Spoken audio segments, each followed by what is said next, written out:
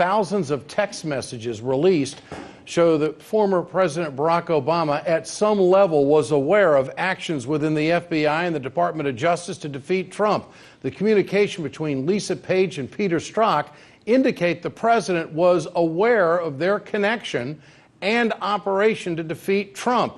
The president took to Twitter today, calling the text messages a bombshell. For more on this, we turn to legal and media analyst Lionel. Lionel, when you heard this story, your reaction?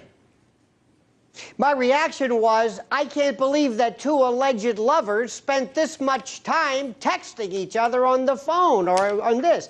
But in addition to this, this completely confounds President Obama's statement that I don't know anything about this. I don't know anything about probes. I don't know anything about Hillary and servers. I was just back here. That refutes that. We also find out that they don't think very much of certain Virginians, referring to them as hillbillies. Deplorables? Meet the hillbillies. I mean, this is not as shocking as everything else, but it goes to show you, what else are they hiding from us, Ed? Well, are we at the point where we question the truthfulness of the former president of the United States? Every second of the day, you betcha. And also remember, they talked about, speaking of McCabe and his wife, this is a woman, by the way, now just think about this. When she ran for a Virginia Senate seat, got a $500,000 from Terry McAuliffe, who was basically Hillary's proxy. Do you know what would have happened if that would have been Trump? I mean, double standards aside, look at what we're talking about here. How much more rancid truth do you think the American public can take? And where are the mainstream media, Ed? Well, it would be nice to have MSNBC and CNN explain the tweet from Page over to Strzok about the President of the United States wanted to be updated on it.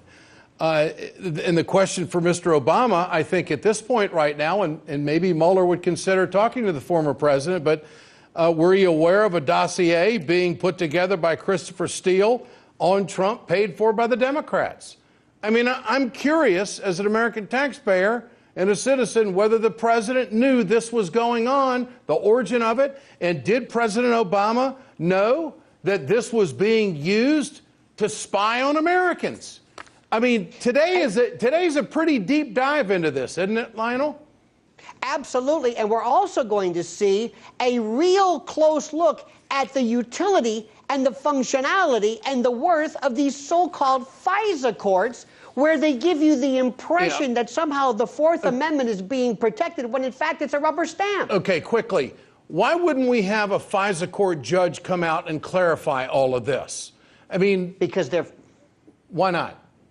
Because they're federal judges, they don't speak, they don't have to. They're beyond that. They're lifetime But this is tenure. somewhat of a constitutional crisis, isn't it? I mean, doesn't the public have really deserve to hear from the judge? Huh?